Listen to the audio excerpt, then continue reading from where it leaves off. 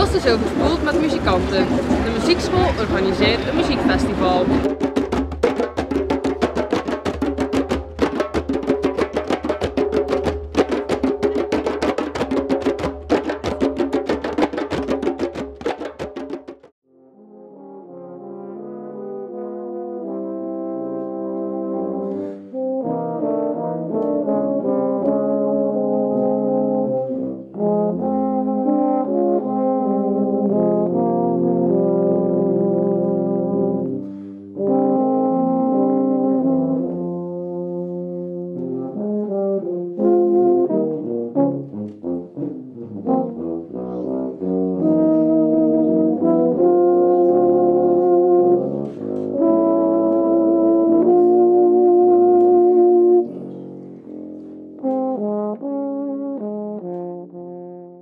Vandaag staan we hier in Hulst omdat er een muziekfestival is georganiseerd.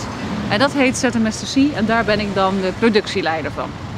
En wat gaat er vandaag allemaal precies gebeuren in Hulst? Nou, er is al heel veel gebeurd, want we zijn gestart om 10 uur met het carillon en trompet, trombone en snare drums. Dus dat was de opening door de burgemeester. En in het algemeen kun je zeggen, op 6 locaties tegelijkertijd vind je allerlei concerten. Dus nou ja, goed, we zijn om 10 uur begonnen tot 6 uur vanavond of vanmiddag.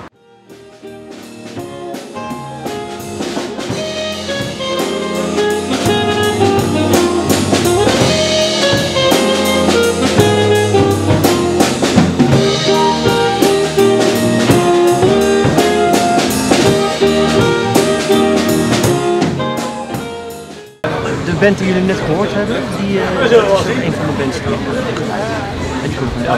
die komen gewoon elke week. En wat vindt u van het initiatief van deze dag? Ja, het is zo verschrikkelijk belangrijk voor de muziekschool, omdat de ouders zien ook wat de kinderen doen. Het is goed om nieuwe mensen erbij te betrekken. En het is voor de leerlingen ontzettend goed om hun ervaring ook op te doen. En het wordt hier gewoon heel professioneel aangepakt. Ze voelen ook hoe het is om die spanning te voelen, wat je natuurlijk normaal in de les niet volgt. Dus die spanning, om daar goed mee om te gaan, dat is fantastisch hier zo. Ja.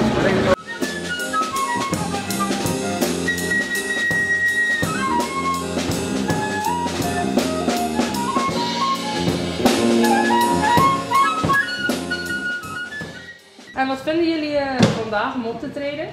Ja, leuk, gezellig, een leuk café trouwens.